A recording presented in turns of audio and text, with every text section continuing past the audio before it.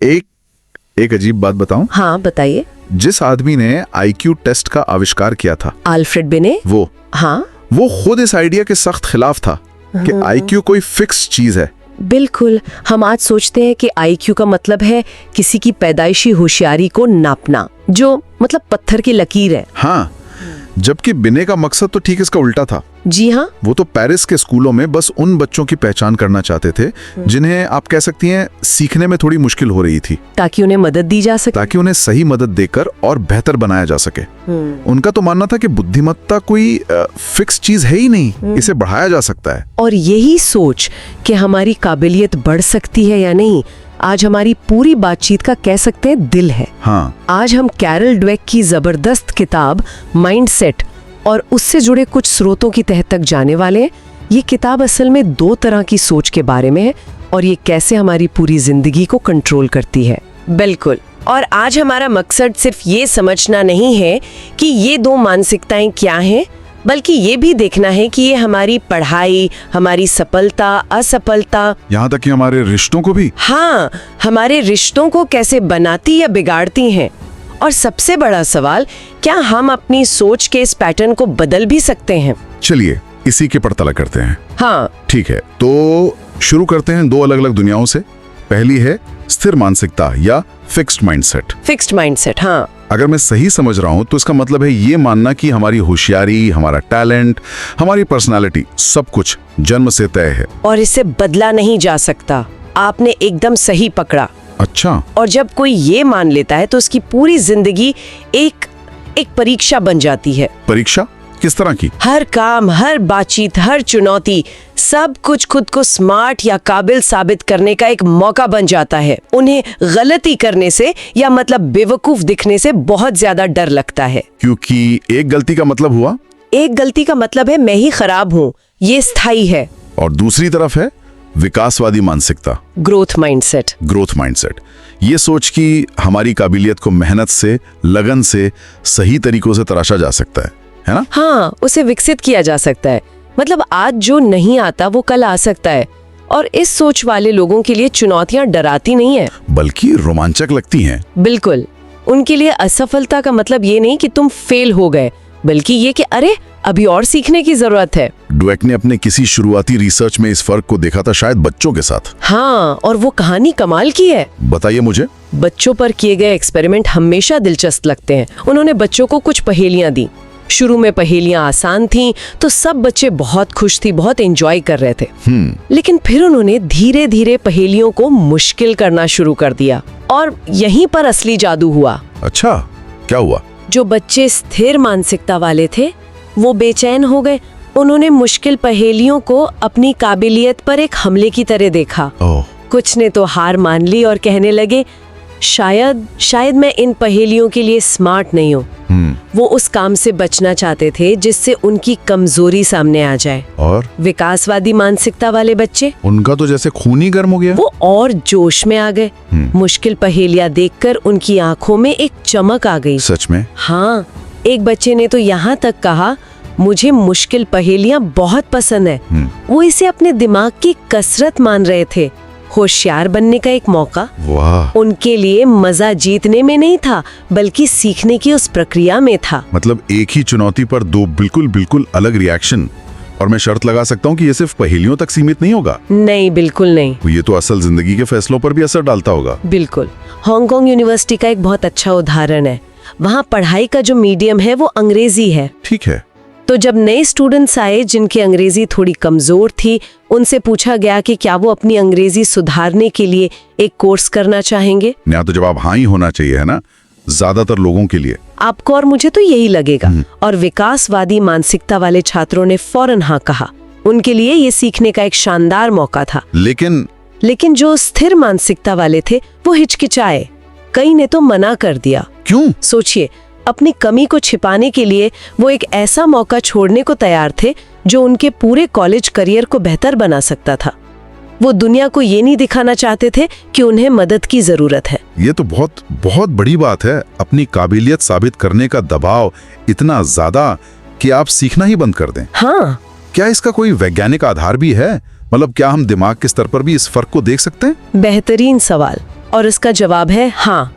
एक brain wave study की गई थी। अच्छा। लोगों को कुछ सवाल हल करने को दिए गए और फिर उन्हें फीडबैक दिया गया। जब लोगों से गलती हुई तो विकासवादी मानसिकता वालों का दिमाग सीखने वाले हिस्सों में बहुत ज्यादा एक्टिव हो गया।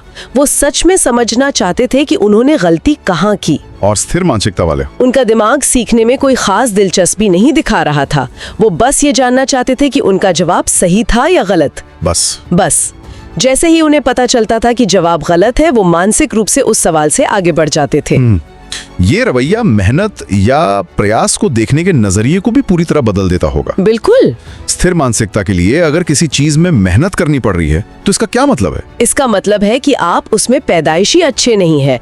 उनके हीरो वो होते हैं जिन्हें कभी मेहनत नहीं करनी पड़ती, जो नेचुरल हैं। एकदम। उनके लिए मेहनत करना शर्म की बात है, एक तरह से कमजोरी की निशानी है। जबकि विकासवादी मानसिकता में मेहनत ही वो चिंगारी है जो टैलेंट को कामयाबी में बदलती है। वो मानते हैं कि माइकल जॉर्डन या मोजार्ट जैसे लोग भी सिर्फ टैलेंट के दम पर महान नहीं बने। उन्होंने बेहिसाब मेहनत की थी। हाँ, बेहिसाब। मुझे टेनिस के महान खिलाड़ी जॉन मैकेनरो का उदाहरण याद आ रहा है। हाँ, बताइए। वो मानते थे कि टैलेंट ही सब कुछ है। जब भी मुश्किल आती तो वो अक्सर अपना आपा खो देते थे, चिल्लाते थे और हार के लिए दूसरों को दोष देते थे। हाँ, उन्होंने खुद माना कि वो अपनी पूरी क्षमता तक कभी नहीं पहुंच पाए। और दूसरी तरफ है माइकल जॉर्डन, जिन्हें उनकी हाई स्कूल टीम से निकाल दिया गया था। सोचिए, लेकिन उन्होंने इसे अपनी पहचान नहीं बनने दिया। उन्होंने उस हार को अपनी आग का ईंधन बनाया और ज्यादा मेहनत की। वो कहते भी थे, मैं अपनी जिंदगी में बार बार फेल हुआ हूँ और इसीलिए मैं सफल होता हूँ। क्या बात है! ये दो सोच सफलता और असफलता के मायने ही बदल देती हैं। हाँ, ये असफलता वाला पहलू ये बहुत गहरा है। स्थिर मानसिकता में एक हार सिर्फ एक घटना नहीं होती, वो एक ठप्पा बन जाती है। आप फेलियर बन जाते हैं। बर्नार्ड लुइसो की कहानी बहुत दुखद है। हाँ, वो फ्रांस के सबसे मशहूर शेफ में से एक थे। अपने रेस्टोरेंट के लिए 3 मिचेलिन स्टार्स जीत चुके थे। जब एक रेस्टोरेंट गाइड ने सिर्फ ये इशारा दिया कि शायद उनकी रेटिंग 3 से 2 स्टार कर दी जाएगी, तो वो इस विचार को बर्दाश्त नहीं कर पाए और उन्होंने अपनी जान ले ली। ये सुनना बहुत बहुत दुखद है। सिर्फ एक रेटिंग का डर किसी की जान ले सकता है। ये दिखाता है कि ये मानसिकता सिर्फ एक विचार नहीं बल्कि जिंदगी और मौत का सवाल बन सकती है। बिल्कुल। उनकी पहचान उनकी सफलता से इतनी ज्यादा जुड़ गई थी कि असफलता की संभावनाएं उनके लिए मौत के बराबर थी। वो ये सोच ही नहीं पाए कि वो फिर से कुछ नया और बेहतर बना सकते हैं। अब इसकी तुलना क्रिस्टोफर रीव से कीजिए। सुपरमैन। हाँ, सुपरमैन के अभिनेता, जो एक भयानक एक्सीडेंट के बाद गर्दन से नीचे लकवाग्रस्त हो गए। डॉक्टरों ने साफ कह दिया, आप कभी नहीं हिलेंगे। एक तरह से ये उनके लिए जिंदगी का अंत था। स्थिर मानसिकता में शायद होता, लेकिन रीव ने इसे एक चुनौती माना। उन्होंने एक बेहद मुश्किल एक्सरसाइज रूटीन शुरू किया। डॉक्टरों ने इसे झूठी उम्मीद बताया, लेकिन सालों की मेहनत के बाद रीव ने अपने शरीर के कुछ हिस्सों में हरकत वापस लानी शुरू कर दी। हाँ, उन्होंने न सिर्फ अपनी सीमा को बदला बल्कि नर्वस सिस्टम के बारे में साइंस की सोच को भी चुनौती दी। उन्होंने दिखाया कि इंसान की इच्छा शक्ति और मेहनत क्या कुछ नहीं कर सकती। कमाल है। ये तो असफलता को देखने का बिल्कुल ही अलग नजरिया है। पर एक और चीज है जो स्थिर मानसिकता में होती है। क्या? दूसरों की सफलता भी अपनी हार जैसी लगती है। हाँ, ये बहुत जरूरी पॉइंट है जो अक्सर छूट जाता है। कैरल ड्वेट, किताब की लेखिका, एक कहानी बताती हैं। वो और उनके पति मछली पकड़ने गए। अच्छा। उनके पति ने बहुत जल्दी एक बड़ी मछली पकड़ ली और वो बहुत खुश हुए, लेकिन आसपास जो दूसरे आदमी मछली पकड़ रहे थे वो अचानक चुप हो गए और अपने औजार समेटने लगे। क्यों?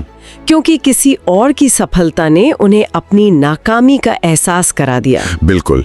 स्थिर मानसिकता की दुनिया में सिर्फ एक ही विजेता हो सकता है। अगर कोई और जीत रहा है तो इसका मतलब है कि आप हार रहे हैं। ये तो एक बहुत ही अकेली और डरावनी दुनिया है ना?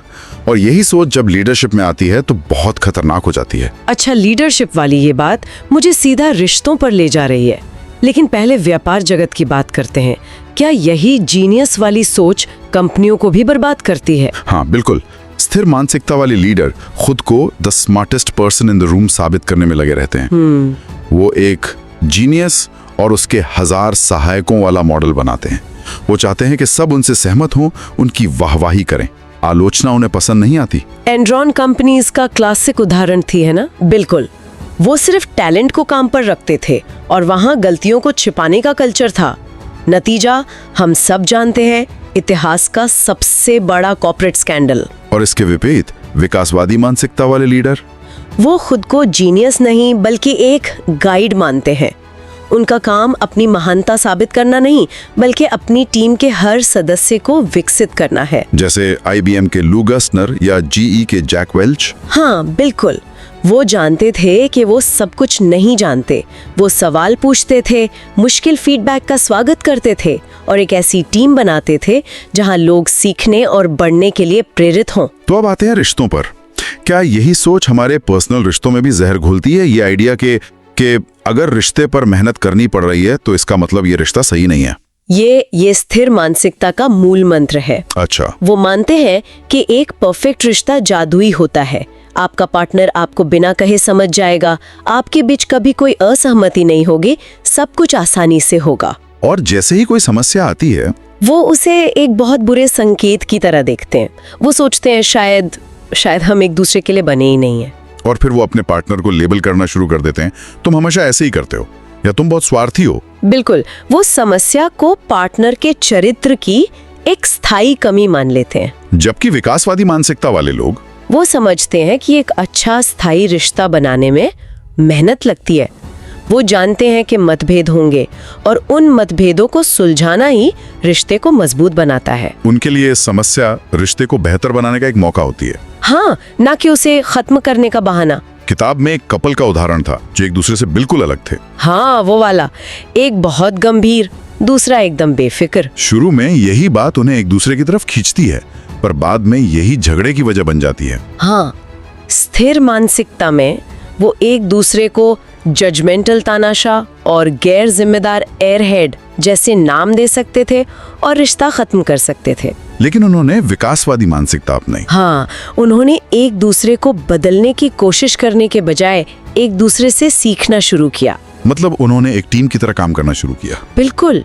गंभीर पति ने अपनी पत्नी को काम में थोड़ा व्यवस्थित होने में मदद की और बेफिक्र पत्नी ने अपने पति को सिखाया कि जिंदगी में थोड़ा मजाक और मस्ती भी जरूरी है। उन्होंने समझा कि वो दोनों मिलकर एक बेहतर इंसान बन सकते हैं। उन्होंने अपने रिश्ते को विकसित किया। ये सब सुनने में तो बहुत शक्तिशाली लगता है, लेकिन सबसे बड़ा सवाल अब भी वही है, अगर कोई सालों से स्थिर मानसिकता में जी रहा है तो क्या वो सच में बदल सकता है या हम अपनी सोच के कैदी हैं?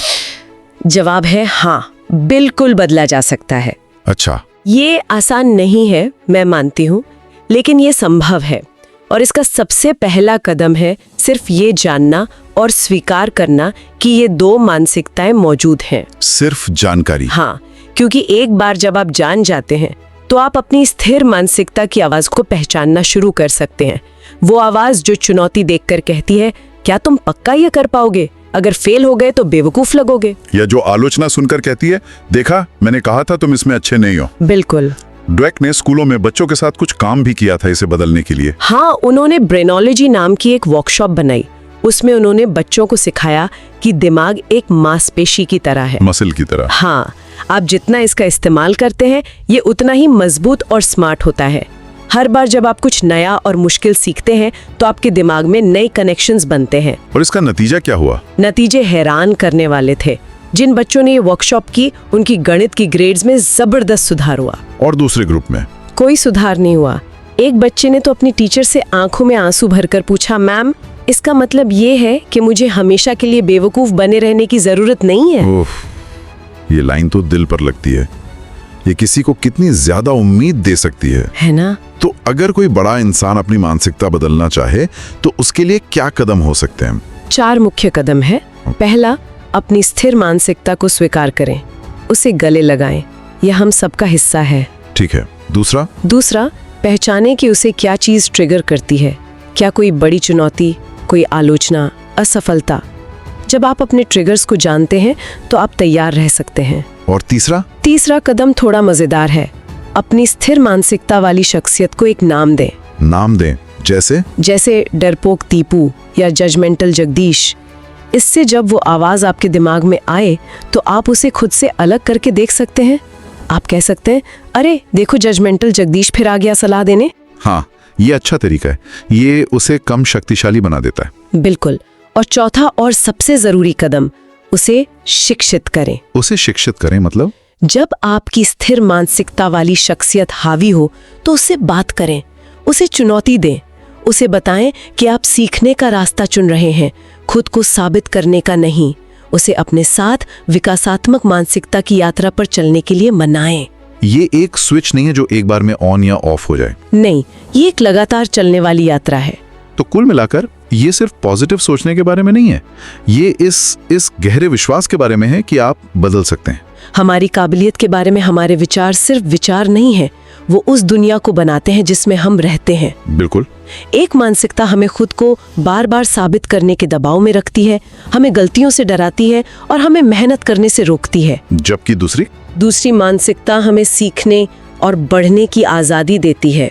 ये हमें चुनौतियों को गले लगाने, असफलताओं से सीखने और अपनी पूरी क्षमता तक पहुंचने में मदद करती है। इसे खत्म करने के लिए महान टेनिस खिलाड़ी बिली जीन किंग का एक विचार मेरे दिमाग में घूम रहा है। क्या? वो कहती हैं कि जब आप जीवन के अंत में पीछे मुड़कर देखें तो आप क्या कहना चाहेंगे? क्या कहना चाहेंगे? क्या आप ये कहना चाहेंगे, मैं ये बन सकता था, और अपनी इस्तेमाल ना की गई प्रतिभा को एक ट्रॉफी की तरह दिखाना चाहेंगे?